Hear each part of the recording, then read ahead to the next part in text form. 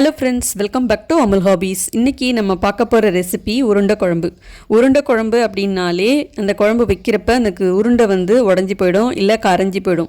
இந்த குழம்பு உருண்டை உடையாமல் கரையாமல் நல்லா டேஸ்டியாக எப்படி வைக்கலாம் அப்படிங்கிறத நான் இன்றைக்கி உங்களுக்கு வீடியோவில் சொல்லித்தரேன்.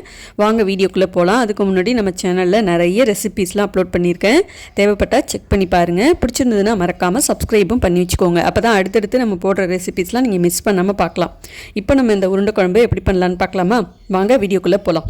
1/2 கப் துவரம்பருப்பு, 1/4 கப் கடலைப்பருப்பு, காரத்துக்கு தகுந்த மாதிரி காஞ்ச மிளகா தண்ணி ஊற்றி நல்லா அலசிட்டு 2 மணி நேரம் நல்லா ஊற வச்சிட்டிங்கன்னா இந்த மாதிரி ஊறி வந்துடும்.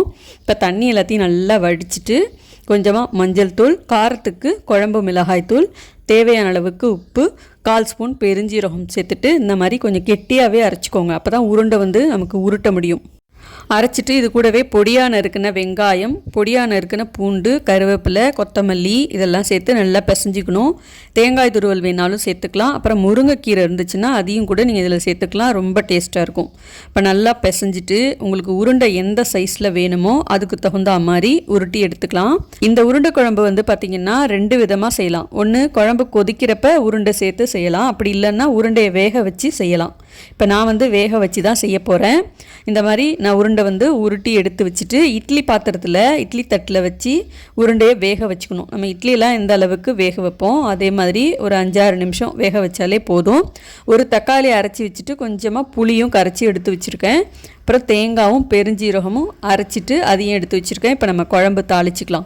குழம்பு தாளிக்க நான் நல்லெண்ணெய் தான் எடுத்திருக்கேன். நல்லெண்ணெய் சேர்த்திங்கன்னா நல்லா வாசனையாக இருக்கும். எண்ணெய் காஞ்சதுக்கு அப்புறம் தாளிக்கிற வடகம், கொஞ்சம் வெந்தயம், நறுக்கின வெங்காயம் சேர்த்து நல்லா வதக்கிக்கோங்க. அரைச்ச தக்காளியும் புளிக்கரைசலையும் சேர்த்துட்டு குழம்புக்கு தேவையான அளவுக்கு குழம்பு மிளகாய்த்தூள், தேவையான அளவுக்கு உப்பு சேர்த்துட்டு நல்லா கலந்து குழம்பு பச்சை வாசனை போய் நல்லா இந்த அளவுக்கு கெட்டியாக வரணும்.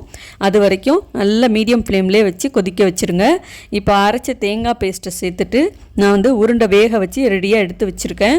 இதை ஒன்று ஒன்றா சேர்த்துடலாம். இந்த மாதிரி நம்ம சேர்க்கும்போது உருண்டை உடையாமல் இருக்கும், கரையாமலும் இருக்கும். இது பார்த்திங்கன்னா நம்ம மீன் குழம்புலாம் எப்படி முதல் நாள் வச்சு அடுத்த நாள் சாப்பிடுவோம், அதே மாதிரி இந்த உருண்டையில் காரம், உப்பு, புளிப்பு இது எல்லாமே இறங்கி இன்னும் நல்லா டேஸ்ட்டாக இருக்கும்.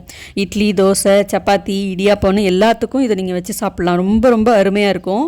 இந்த உருண்டை குழம்பை நீங்கள் ஒரு நாள் வச்சுட்டிங்கன்னா 2-3 நாளைக்கு கூட வச்சு சாப்பிட்லாம். முக்கியமாக தயிர் சாதத்து கூட இந்த உருண்டை வச்சு சாப்பிட்டு பாருங்கள், ரொம்ப நல்லாயிருக்கும். உருண்டையெல்லாம் சேர்த்துட்டு ஒரு 10 நிமிஷம் நல்லா லோ ஃப்ளேம்லேயே வச்சு கொதிக்க வச்சுட்டு கடைசியாக கொஞ்சம் கொத்தமல்லி இலை தூவிட்டு ஆஃப் பண்ணிவிடுங்க. அவ்வளோதான், சூப்பரான சுவையான உருண்டை குழம்பு ரெடி. இந்த உருண்டை குழம்பை நான் சொல்கிற மாதிரி இதே மாதிரியே நீங்கள் ட்ரை பண்ணி பார்த்துட்டு உங்கள் ஃபீட்பேக் கமெண்ட்ஸை எனக்கு மறக்காமல் ஷேர் பண்ணுங்கள். இடியாப்பத்துக்கு இந்த உருண்டை குழம்பு வச்சு சாப்பிட்டு பாருங்கள், ரொம்ப ரொம்ப நல்லாயிருக்கும். மீன் குழம்பு சாப்பிட்ற அதே டேஸ்ட்டில் இருக்கும். குழந்தைங்க விரும்பி சாப்பிடுவாங்க. இதே மாதிரி ஒரு தடவை செஞ்சு பாருங்கள். வீடியோ உங்களுக்கு பிடிச்சிருந்ததுன்னா மறக்காமல் வீடியோக்கு ஒரு லைக் பண்ணிவிட்டு உங்களுடைய கமெண்ட்ஸையும் சொல்லுங்கள். அடுத்து வரப்போகிற ரெசிபிஸ் எல்லாம் மிஸ் பண்ணாமல் பார்க்கணுன்னா சேனலை சப்ஸ்கிரைப் பண்ணிக்கோங்க. அப்போ தான் நீங்கள் மிஸ் பண்ணாமல் பார்க்கலாம். அடுத்து வேறு ஒரு வீடியோவில் பார்க்கலாமா? பாய்.